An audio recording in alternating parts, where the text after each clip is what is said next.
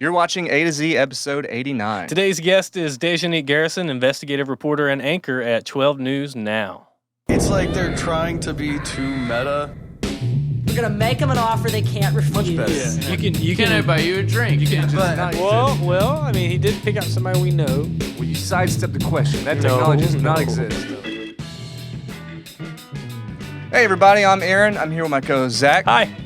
Welcome to A to Z Podcast, where we sit down with the folks that make Southeast Texas a better place to live. If you're new to the show, thanks for checking us out. We can be found on all major podcast platforms, and also we can be found on Facebook, and we can be found on Instagram, and we're on Twitter. Yeah. But we also have a phone number now. So we got tired of asking y'all to hit us up on messages and stuff. We're like Mike Jones now. Just throw it out. Yeah. Like So every time we do a show. 409-206-2971. That's 409-206-2971. Call or text. Leave us a message. We might play it on the show. Send us a text. We might put it up in our Instagram or something. Yeah. Just let's have fun with it. Let's play get around weird. with it, yeah. But before we get into that weird stuff, or that comes later, I guess you could say, we're going to talk to DeJonique Garrison. It was really cool to have on a professional news journalist, someone who's a lot more professional than us. Yeah, and it was a great time. She sat down. There was no pressure on anything. Mm-hmm. She was not nervous at all because she's a straight killer when it comes to like being in front of a camera, being in front of a mic. No nerves. And yeah, we just had a great back and forth. We talked about her show at 4 o'clock p.m. The Beat with Dej. Yeah.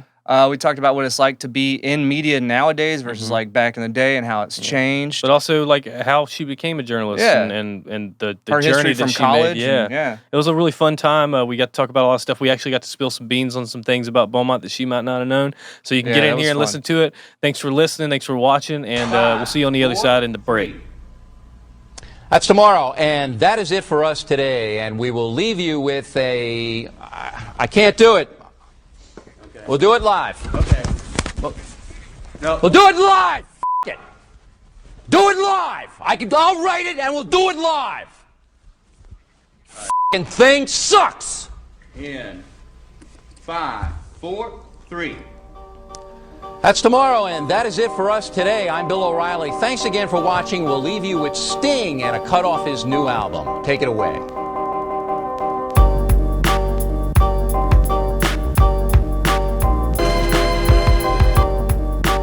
Let's go out here and We're going to do some coaching. We'll do some exercises. We're live from Dogtoberfest. We see Scooter, the two-legged dog over here. Wait, is that the one that wins every year? Yeah, that's the one that wins every year. Every single year. Is that what happens? Yeah, because he's so darn cute. It's like a two-legged chihuahua, and he wears a little Superman costume. He's Scooter the super dog. He wins every time because he's so endearing. Are you supposed to compete against a two-legged dog? I don't know. You can't. I have Wait, is that the little chihuahua that Yeah. like kind of hops? Like, Yeah, he Oh, hops. I saw a picture of him the other day on Facebook. I want to dress up Juno and go out, but I'm like, no, I'm not going to subject you to that rejection. Make her a queen. There's no way Make you her can look like a compete with princess. Scooter. You know? She is a She is. She's the prettiest dog in the whole world. But she won't even win because of Scooter. But that's okay. It's fine. Second place to Scooter's as good as It's getting pretty much place. first place. Yeah, it's pretty much first place. Well, we might as well jump into it. Welcome to the show, DeJonique. Hey. You want to tell our audience a little bit about yourself? Sure. So, sheesh. I feel like I've shared so much already. It's hard to like backtrack for the newbies, right? Yeah, that's true. I guess I can touch on like why I try to get you in here. Is you work for Channel 12 now, and this is kind of your newest venture, I think. Mm-hmm. So I started seeing you pop up on social media, and you really kind of struck me as like this. You had a really awesome personality, and you did all these different kind of segments. You do fashion segments, you do these motivational ones that we'll get into later, and you do all this different stuff. But the thing that I kind of picked up on is that you see a lot of media personalities that are kind of stuffy. They're kind of it seems kind of forced or something like that. But from what I can tell, it's you. Mm-hmm. And it's like, it was kind of a refreshing thing to see, especially at Channel 12 and all these new media places around here. So that's why I wanted to have you on. So there's something different with you too, is usually whenever people are reading a teleprompter, it feels like someone is reading someone else's words. Yeah. But you own it so much, it's like you wrote your own. And I'm sure you probably even do. Because I do. Oh, see, there you go.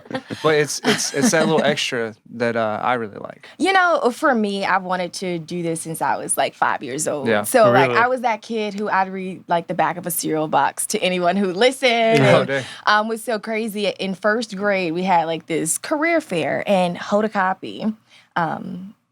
And you where? know who Hoda Kotb is. Hoda Kotb? Well, Hoda Kotb? I'm from New Orleans, and she Yeah. worked at our local affiliate. Okay. And she came, and I was like raising my hand to ask a question. I'm like, you guys on the news are so smart. Like, how do you remember all those words? And You thought they were like actors? she explains, like, we have this teleprompter and blah, blah, blah. And I go to my teacher and I'm like, I want to do that. Yeah. And so they arranged for me to do like the announcements over the PA. And then in middle school, there was this whole production. It was a nice setup, and they had like a Truman Morning Report. And I was like, I've got to be the anchor on that little show. And I became like the anchor on this middle school news show. And ever since then, I was like, this is my goal. So Like, this you've been is what I about this want to life do. for a long Oh, time. So this- hashtag about this life. Yeah. Like, I'm an Been about OG when it comes to talking about doing this. Like, and it's a blessing because I know so many people who are my age, they're older, they don't know what their passion is. They don't know what they were placed on earth to do just yet. And a lot of times you find that out through the journey of just living. But then you have some people who know.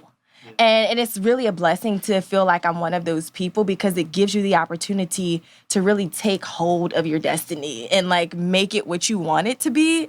And I feel like as hard as I work, that's how successful I'll become. So my destiny's in my hands. Yeah. So it's pretty cool. Yeah, So that's why you really do so cool. much stuff. Yeah. That's why I do so much Yeah, that's stuff. why you do so much. So 'Cause you're destined. you're anchor.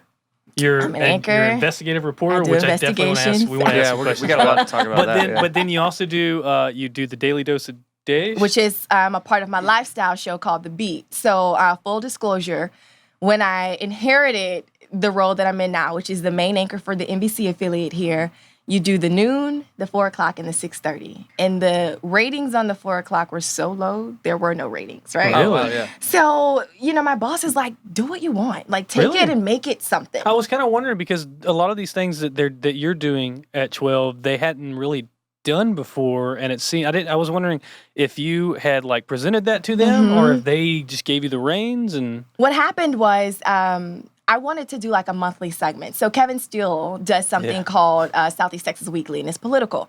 And I was like, well, dang, I want my own segment. So I want to do something that's like hip and cultural and urban. And so I thought it would be like a once a month thing. So I pitched this idea called like the 409 vibe, right? Okay, And I yeah. had this whole layout, and I was like, oh, I'm going to get guests to do this, and we're going to talk about this, and we're going to have these types of things and props. It's going to be so cool. And then when I presented it, my producer and I at the time, they were like, why not make this your 4 o'clock show? And we were like, are you guys serious right now? So you mean like every day? So they're like, flesh it out, present something to us, and we'll back you. If you commit to it, we'll back you. And that's what's so cool about the company that I work for. This is a mandate from the top. We believe in innovation and letting people be their authentic selves because that's supposed to be what news is. Yeah. We're storytellers at the core. And I think this industry has warped a lot into becoming almost like this anchorman vibe, well, right? with YouTube came in, and then you see a lot more people who are doing the same things that the news are doing, but they're just people. They're not trying to act like the news. They're just trying to give the news or give the story or any of that stuff, but they're doing it in their own way. Yep. And I think the people in news media or the powers that be are starting to figure out that we're stuffy, we're stuck in a box. Yeah. Well, We yeah, need to break out of it had to be that way. Before the advent of internet video services like YouTube and even just everybody having their own, like NBC has their own app and everything like that. But before that, there was no options. Media was media, and everyone Exactly. came together. It was just like all the car companies; they all make the same type of stuff. But whenever like YouTube came out, it was different choices. You could see what worked, and then everybody was like, you know what? People want to see authentic things. Yeah. They don't want this super overly produced thing. So before that, I don't see how that would have ever happened. But I'm glad it Right. did. Yeah. And I think that's important too because it also gives you a chance to choose who you want your audience to be. You can't please all of the people all of the time. Exactly. That's right? what we try to do with this, And too. so my whole thing was going from a traditional show at 4 o'clock to what The Beat has become and my vision for what it should be, what I wanted it to be. I knew that the loyal viewers might be in shock, you know? Like, what is this? You're going Are to lose y'all your regular crazy? 4 o'clock people, yeah. But you've got to allow things to just develop, right? So yeah, the ratings might dip, but they also might grow. And guess what they did? They grew. So And they surpassed probably. we were able to compare the same time frame the year before to what we were doing after we launched The Beat after X amount of time. And ratings increased by 685% when you compare the two time frames. And people think that I'm like making a mistake when I say that number. No, I'm going to toot my horn on that one because, you know, to say this is something you created from the ground up and it was received by an audience who a lot of people doubted would even like rock with you. Yeah. Let me do me, right? Let me be me. So you produce that show daily? It's a daily show. That sounds like a challenge. It's The Beat? Dang. It's called The Beat. It's myself and a producer. It's like a 2-woman team. Okay. And I'm very hands-on in terms of content, booking guests, what I want the show to feel like. For instance, today, and everybody knows about the Amber Goddard trial. But we've been talking about the judge who gave the hugs around the world. Well, I did a little commentary on it because I'm like, here's why some people are giving this judge a side eye. I want you to be able to understand from somebody else's point of view why they see the hug as potentially problematic. And it has nothing to do with her not being a good person. It has to do with grace being extended to all people who are before a judge, not just somebody in a high-profile case who's a sympathetic defendant, right? And so it's important for me when those types of topics come up to be able to use that platform to say, hold up. You know, let's not just take this for face value. There's a reason people are talking about it or feel a certain way. And if we dismiss it, we'll continue to be a polarized society, you know? Yeah. Yeah, you got to bring those discussions up. So that so you're kind of, I mean, it's kind of like it's the beat. So you're just trying to, it's like you're staying, your fingers on the pulse. Literally. Of what's going on. At the top of the show, we do a question of the day, which is normally like whatever the big story is. And then that first block of time, if you will, is all talkers. So it's things we're pulling straight from Twitter, straight from YouTube. We're even on Reddit. So we're just like feeling out, what are people talking about? What do they care about? And let's talk about that. And it's so interesting because Patrick Vaughn, chief meteorologist Patrick Vaughn, is my co-host, if you will. And the contrast is just something he's so nerdy. We thought would be so strange, but people are eating it up because it just is like a real life testament to the fact that people can be so different and come from these like polar opposite backgrounds, but find common ground and respect one another's point of views. Because we don't always agree, but it's cool. It's just the fact that both of our voices have a seat at the table. It makes everybody feel included. It's really cool because you're not supposed to always agree. You know, that's a problem. If you're with somebody and all you do is agree 24 hours, you know, there's something. Well, that whole that Ellen thing that's going around. We talked right about now. that too. It's been pretty powerful. What's that? And that's in the same vein as the Botham Jean hug thing. You know, it's they seem to come right after. Ellen, there's a picture of Ellen on her phone sitting next to George Bush at a Cowboys game. And a lot of people were like freaking out, but then she was like, "Hey, look, we're friends." Well, he's conservative. You know, he wasn't really pro-LGBTQ, things like that. He's just a nice old man that paints now, okay? You guys, can we just let it go?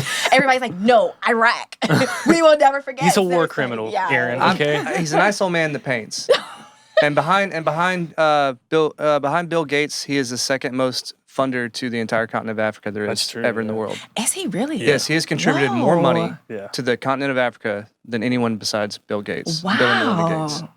The more you know. So I mean, but he is a war criminal, though. You're right. Yeah, he is a war criminal. But we I guess let's go back. Okay. So you mentioned that you grew up in New Orleans. Yeah. And then you went to college in Atlanta. I went to undergrad in Atlanta and HBCU. I'm so proud. Clark Atlanta University. I was Miss Clark Atlanta University. Oh, actually. dang. Really? Toot. We're in front of royalty. No. Those days are long gone. Mere peasant now.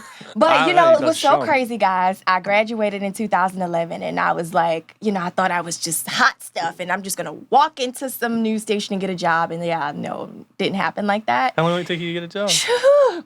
It took me 6 months of sleeping on my aunt's couch to get a job at Delta Airlines, right?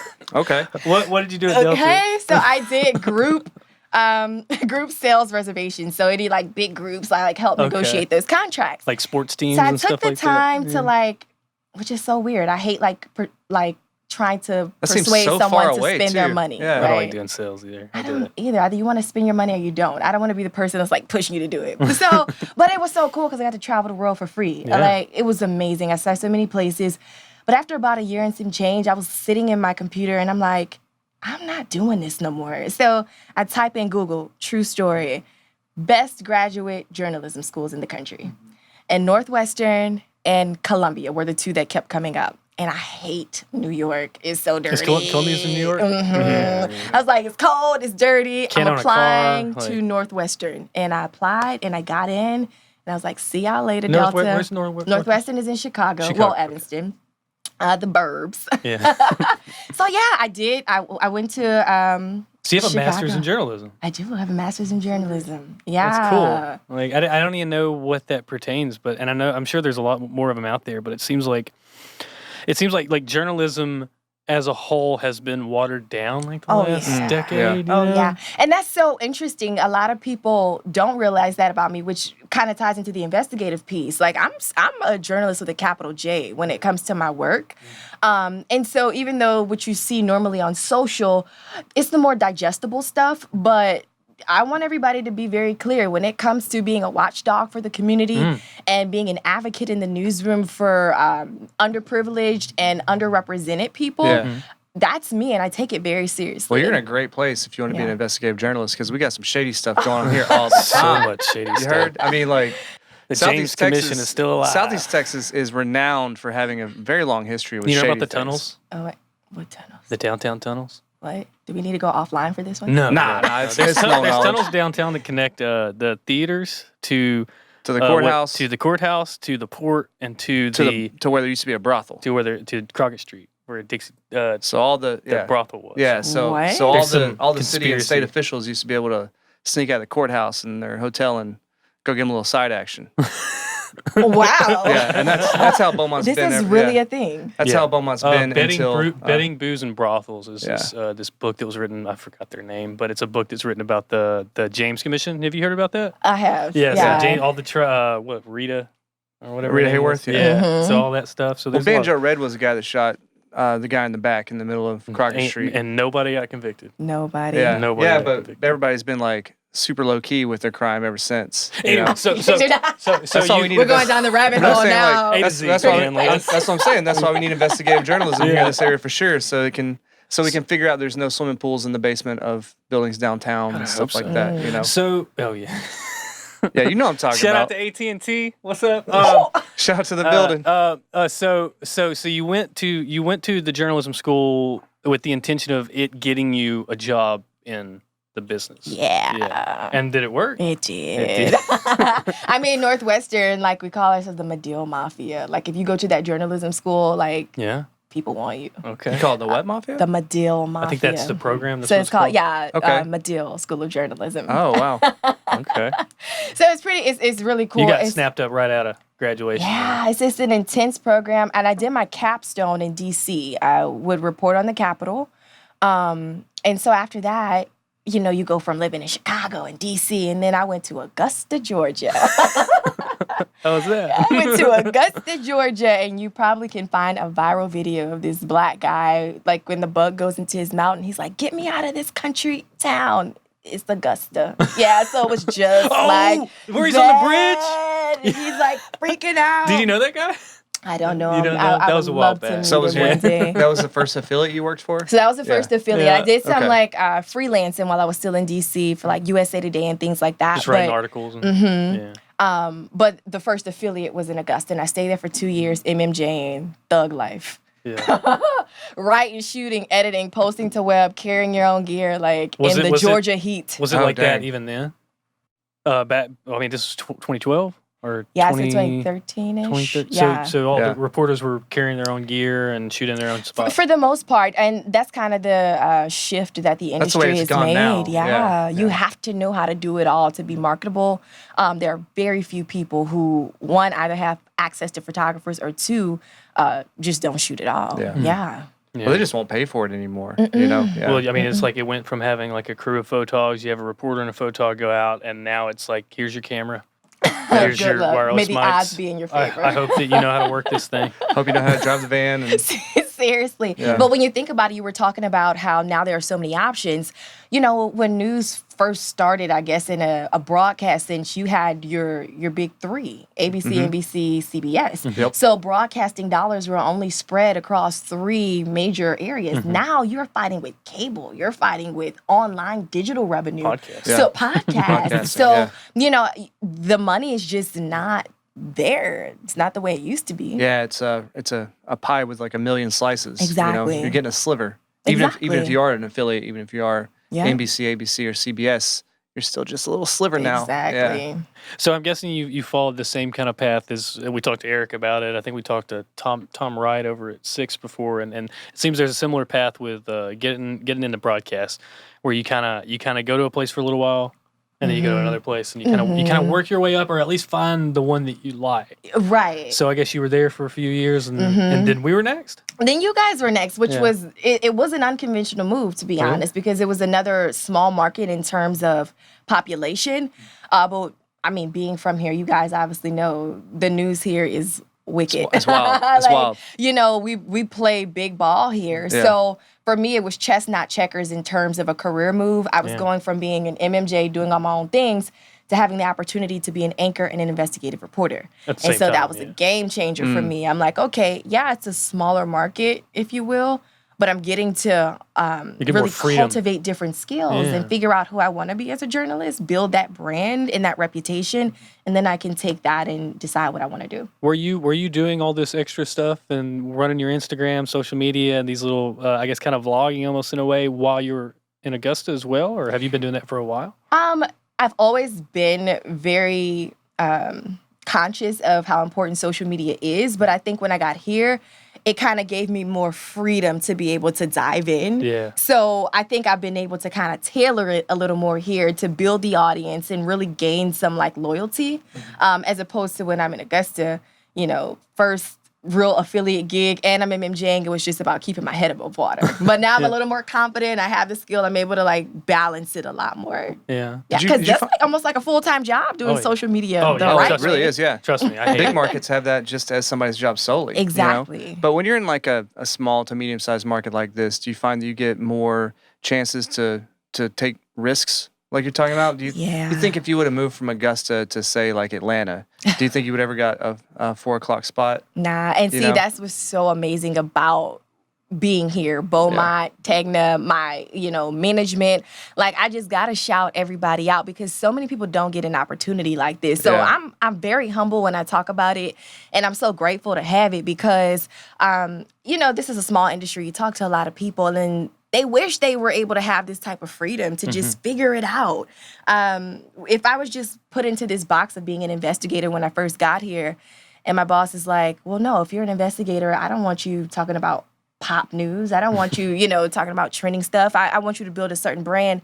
As people, we are multidimensional. So why wouldn't our anchors be able to have that same freedom? I'm not just interested in one thing. Like you said, I'm talking fashion. I'm talking inspiration. I love cooking in the kitchen. On my Instagram, like if it's a Sunday where I'm cooking, I'm like taking you through every step of my meal and like helping you cook. I get so many questions about things like that.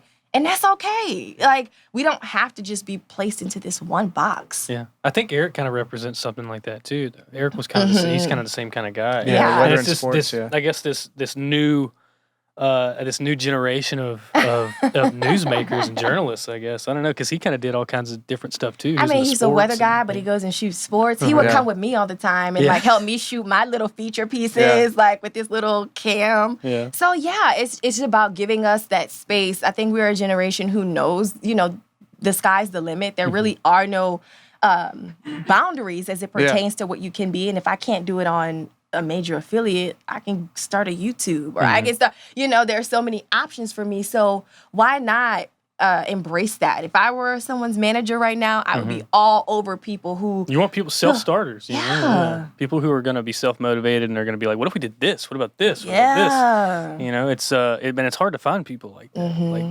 people that have that get up and go, and not even just like the get up and go, but like the that have the ever-changing ideas and the evolution. That's a hard thing to Yeah, find. people have weak necks. They can't wear a lot of hats.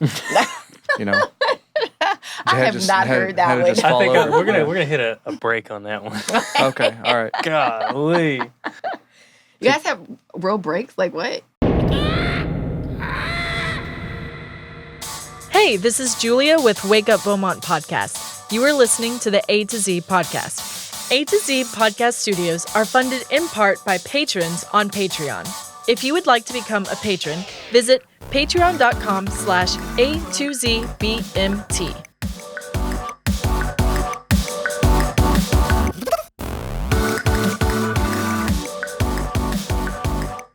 All right, guys. Well, it's the middle of the episode, and you know what that means. It's time for us to chill out, try to make a little scratch, make a little bread for here, and also let you know what's going on in your area. And on November 16th, that's a Saturday, in the historic Julie Rogers Theater, we got the Symphony of Southeast Texas coming at you. And go out and support because that's an alumni of the show. Chelsea Tipton, Maestro, is going to be there. Yeah. And you know what? Just get you some culture, Southeast Texas. Come see a show. It's a classic series. I got a little read here. Featured artist Whitney Bullock is going to be the principal violinist. Our musical spirits come to life with the music of Rossini, Mozart, and Vaughan Williams. Hear how Mozart's impressions live on in Rossini's Barbara of Seville Overture, based on the central character of Figaro from Rossini's opera.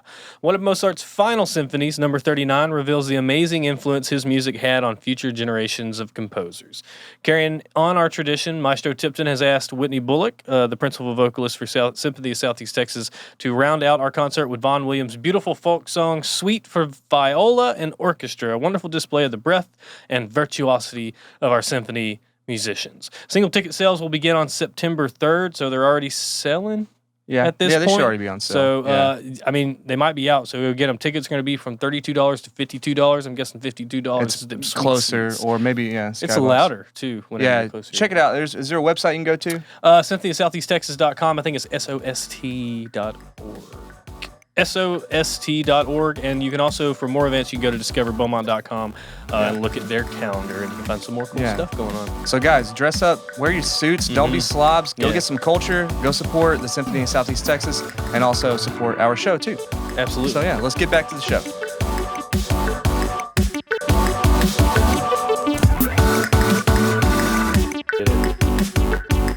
Even with the small stuff. Oh yeah. Just send this message.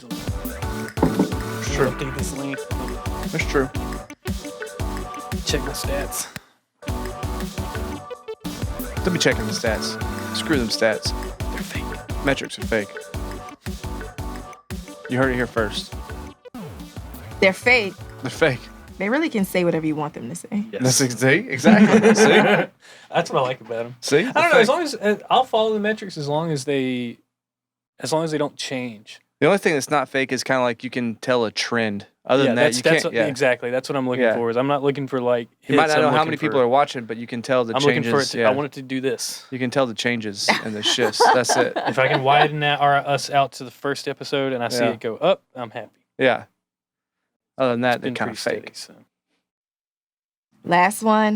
No, you're good. You're a lot busier than we are. God. Yeah, no, you're popular. I just told him what I was doing. I'm organizing the club section for the weekend. And people have to pay their money, so. Yeah. You're like, come on. Do y'all want to pop bottles or not? Exactly. Okay. All right. Well, I guess we're back. Yeah. So I guess first off, congrats on 40 under 40. Yeah, thank you. That was cool. I It's think pretty you cool. and another person that we've seen around a lot, Lauren Bebo, got My in girl, there. she's my Foodie Friday girl. Really? She Yeah. comes Do a once a segment? month on the beat. Oh, that's great. And she does. So when we first started the show, we used Instagram to find a lot of the people who are now our regulars. Hashtagging is so important, people. Yeah. Social media. Follow We the literally hashtags, went yeah. like hashtag Southeast Texas foodies, Beaumont foodies, things like that. Beaumont makeup artists. And that's literally how we built the first group of like people. That's how we do this thing. Yeah. I hit you up on Facebook, but Yeah. we followed you on Instagram and everything too. So y'all built everything doing that, I guess. Yeah. That's how we started. Yeah. And then of course, like grassroots, the word started to spread. And, now we, have to kind of spread the wealth. How do you deal with people asking to be on the show that you don't want on the show? Good question. Or not that you don't want on the show or that you don't think would be a good fit? Do you just tell them straight up that it won't be a good fit, or? Now Now we're looking. We're getting advice. I know. We're like, well, please tell us. Open your notes. Open your notes. I know. So honestly, you kind of have to be frank. Like, it's not really a good fit right now.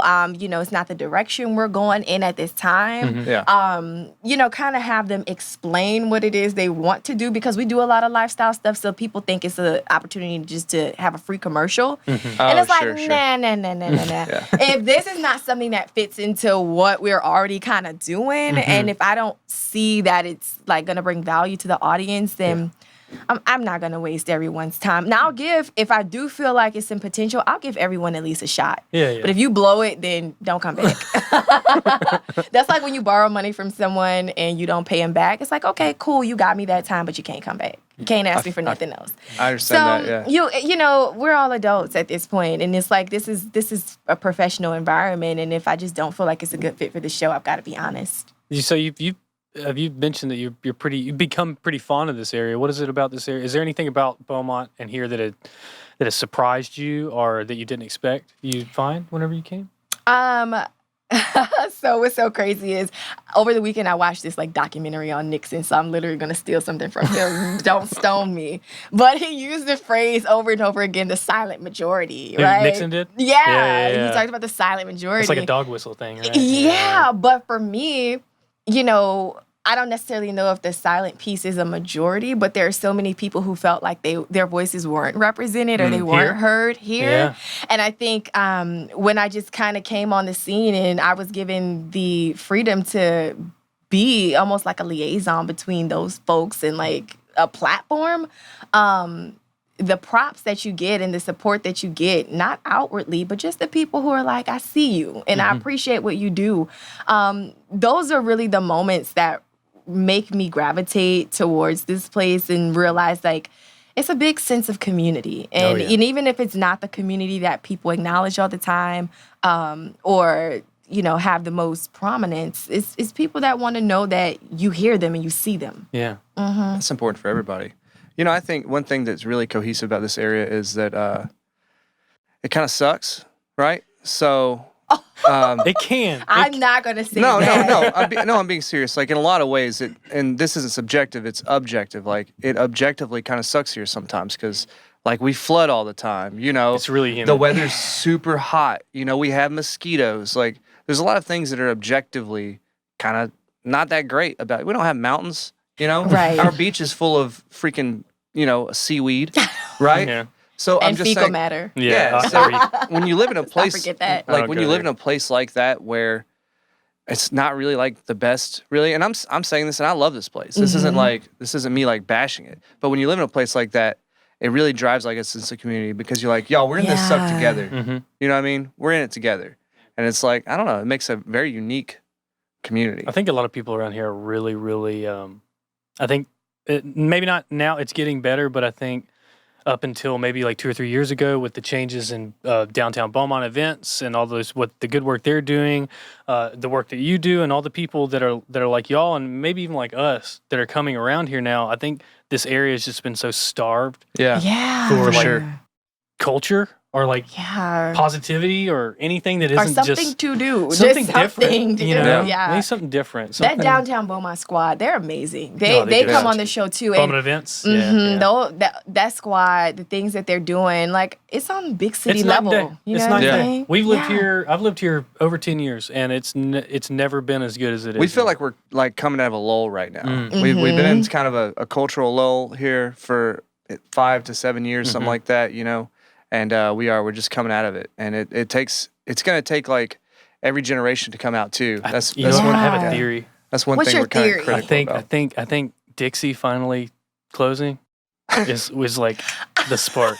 I think that's been like a metaphorical like barrier to the Not culture out hating here. on the Dixie. I'm not hating, but I'm just saying like My coworker says she met her now fiance at Dixie. She was so sad that it closed down. it'll I'm open like, back up.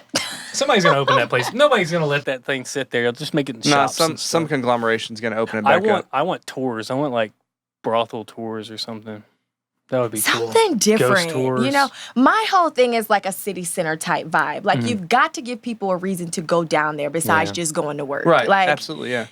Give me coffee shops, give me yoga, even if it's not yoga, some kind of fitness They thing. have Give me There's a fitness place downtown now. It's in the old True Dallas that. furniture building. However, what you want is like a You need Like you need a little bit of everything. Right. And you want it to be in this like one area where it's like the it spot, right? And they could make it the it spot. Like I don't know who necessarily all they would be, but you know. I've been talking about they for years now. Yeah, They need to get their stuff together. They don't we're starting to think they don't exist. I don't think it's every time we brought up they, because we used to have this idea that there were a bunch of rich people using downtown as tax write-offs.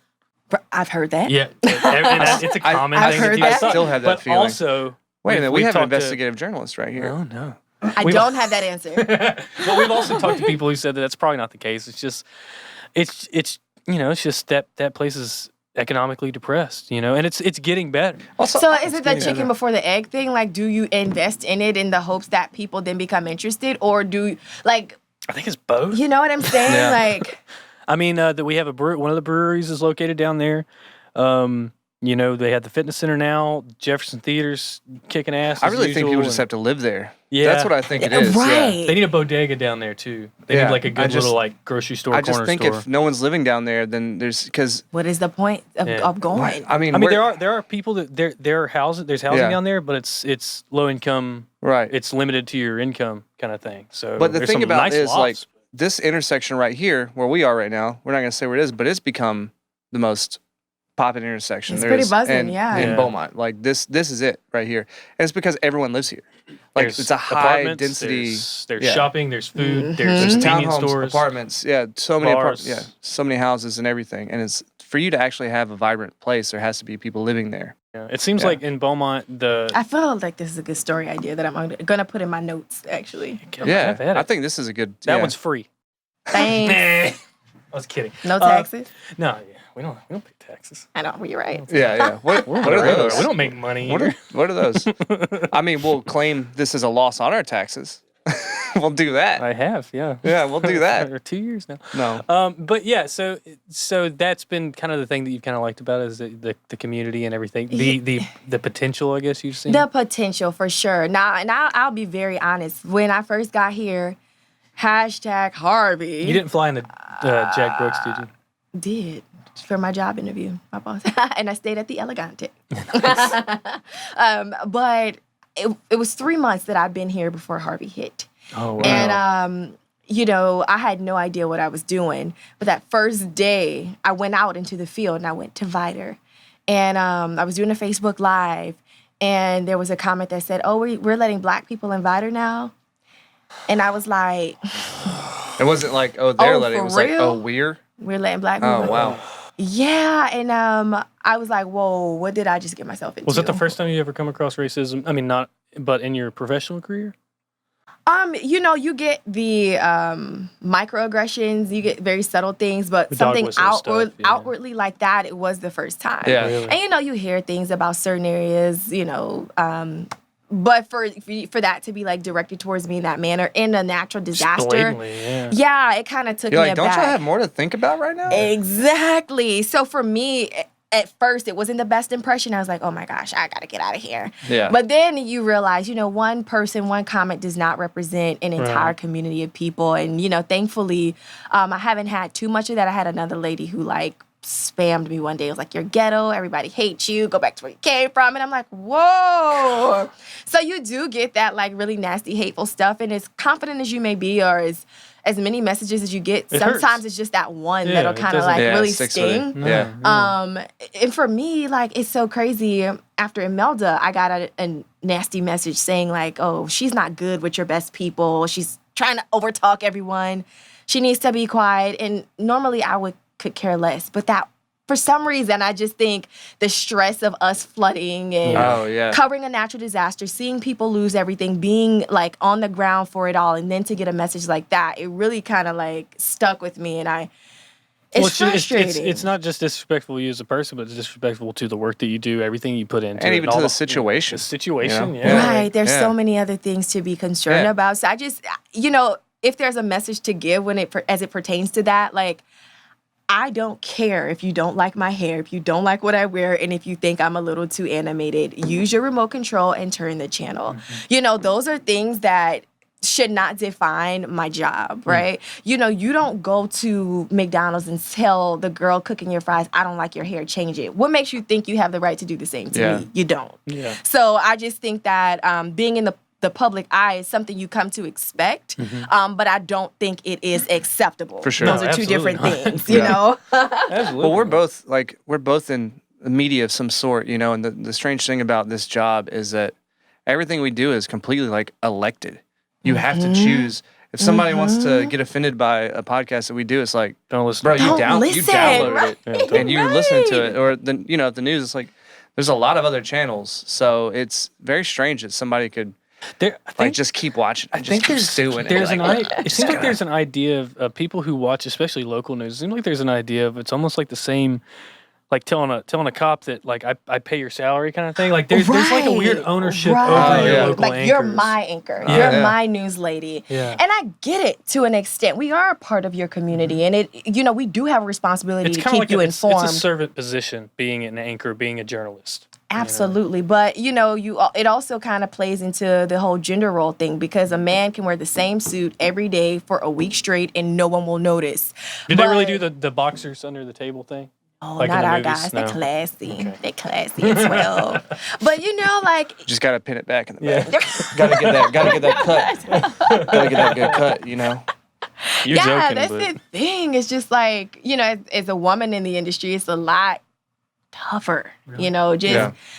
So much does go into the appearance part of it where you're like, God, can I just... yeah. Well, that expectations on your appearance and, Yeah. and surface area things are going to be a lot higher. It's tough, you know? and luckily I'm Yeah. a girly girl. Like, I'm into that stuff. But I know some women who they just want to do their job. they're amazing Yeah. journalists. They just- want to yeah. tell stories and they want to find answers and they don't care about having the perfect highlight on their face or But most people the don't perfect care, cut. you know. Right. Really, most people don't. It's a lot of times it could be the producer. I mean, look at Rachel Maddow. She has an office cut and a suit, and she Right. looks like a man. I'm just saying, like That's her thing. That's her thing, Exactly. and nobody cares Oh, I'm sure a lot of people care. because but, legit. Nah, nobody cares. nobody that matters. Nobody that matters cares. You know, she has her job and she does it because that's the thing. Yeah. Like nobody does care, and the people who do, nobody cares about those people. I would think that's hope what not. we're starting to notice. Like, we're getting fewer of those messages these days, thankfully. Yeah. And I think that's why when they do come, sometimes they sting a little more. But it's Yeah. like, this is the wave now. You think it's also that those messages have less power now? Because I think a lot the powers of your bosses and like everybody who is usually the one saying, "Oh, we're getting a lot of complaints about this or whatever." I think they're more on y'all's side than Absolutely. the customer's not always right. Okay. Absolutely. That's such a good point. And that goes, we talk about this all the time in terms of, people leaving bad managers, right? They don't leave a bad job. They leave a bad manager. Yeah. And so when you do have a group behind you, especially people in authority who are like, no, wear your hair natural, switch it up. You don't have to wear a blazer, do you?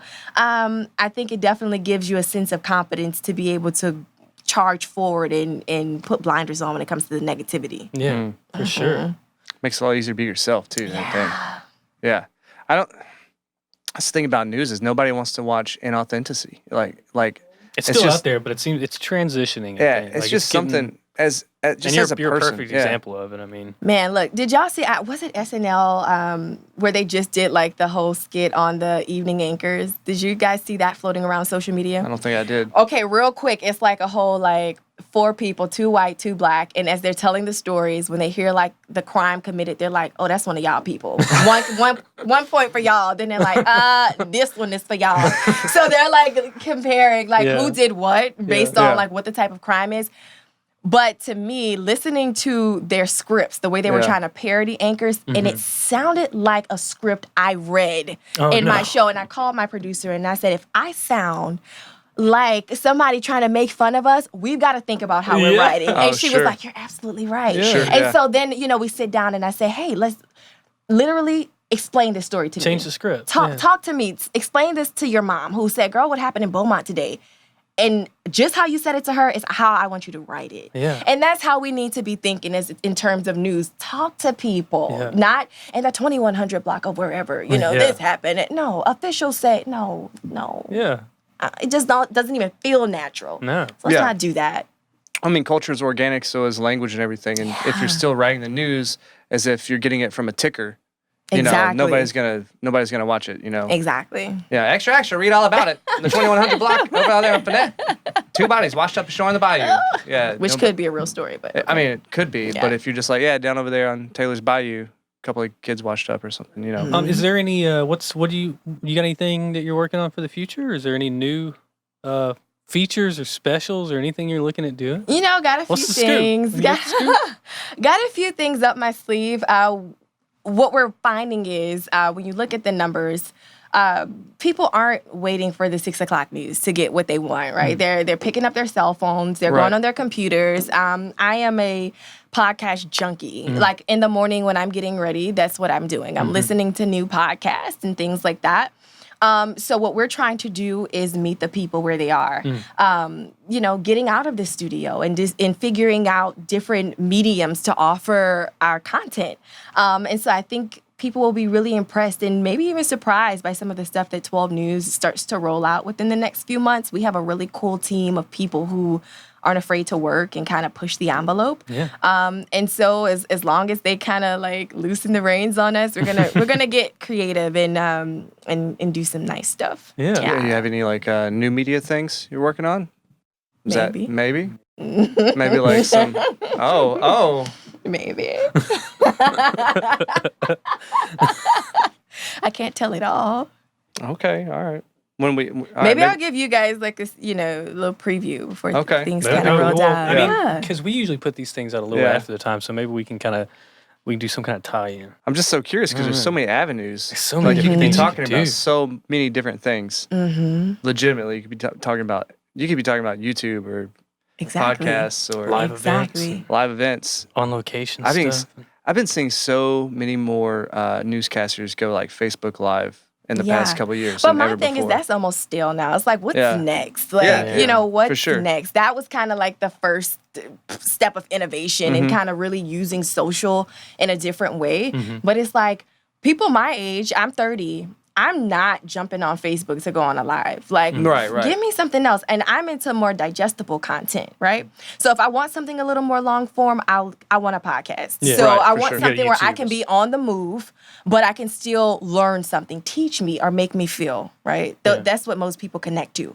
So if I want long form, I want to be on the move, but I'll do it in a podcast. I can do that in my car while I'm brushing my teeth, getting dressed, whatever.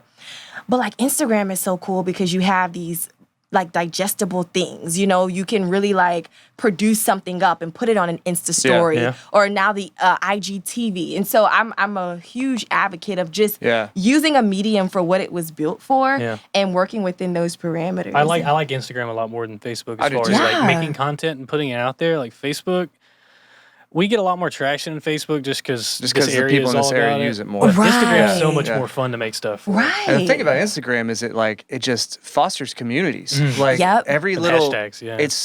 I can awesome. go in some deep rabbit holes on Instagram, and I have before just following hashtags. You know, like you have one little tiny interest that you think is so like just unique and really small. like niche to you. Yeah, niche. It might be yeah. like 1960s board games, and you start following a hashtag, and pretty soon you realize you have like a global community of Exactly. people. And like the fun thing Seriously. about anytime I post something on Instagram, I try to like think about all these little different niches, and I try to infiltrate them, and I can do it on every single post, and it's really fun. Yeah. Like no matter what you're doing, you really can, and you'll get like 5 or 6 different ads just from those one little thing. Exactly. And then you go over there, like I'm in a vintage Japanese like motorcycle gang group on there. Where'd you find this guy? Like I'm in, We've been best friends since yeah, middle school, so. I'm in this one community on Instagram that's Scandinavian knife makers.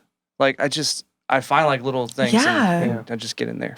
You know, social media is what you make it. So many people try and be like, I'm above Instagram. I'm above. Yeah. I need to don't take a have social any of break. that. I'm taking a break. I'm going dark. But it's like, you literally choose your community. Yeah. If you choose to follow negative people, your social media will be negative. For sure. So, you know, what you're ingesting has And you a can lot block to say. anybody you want. Bam, you create whatever the space is and the content that you consume. So it's a reflection almost of what you want to be and what you want to consume. And if you feel like it's so negative and it makes you feel like your life sucks, you probably have got to do a little like internal like audit. Like, what am I doing? Why am I following certain people? And why am I gravitating towards certain things? Yeah. But it can be such a positive tool.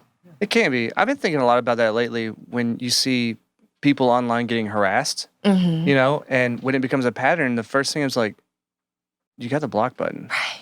Like, why do you continue to be harassed? This isn't in real life. This is on social media. And most of those Just people who hit are harassing block. you are not bold enough to harass you in person. So Just it's one little click. Just hit block. keyboard thugs. You know, and for real, it's I don't know. It still blows my mind.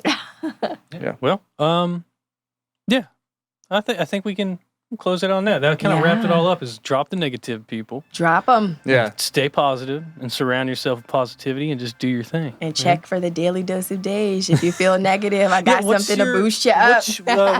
What's all your time schedules for all your shows? So noon is kind of like the recap just to get you going. So I do that show. Then 4 o'clock is when we have a little fun, let our hair down. That's the beat. And then 6:30 is also kind of innovative. It's more of a social media based show. I have a co-anchor, Lauren Hensley, who's great.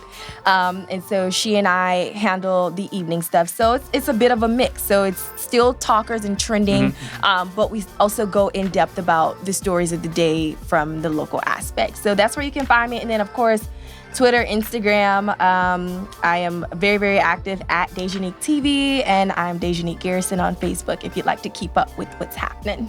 Yes. Very cool. Awesome. Thanks so much for coming. Thanks for having me. This is great. Cool being on the other side of the interview. Right? Yeah. Hey, it makes our job really easy, too. Yeah. It makes our job so easy. For sure. Good stuff. All right. Well, thanks for listening. Thanks for watching if you are watching. And we'll see y'all next time.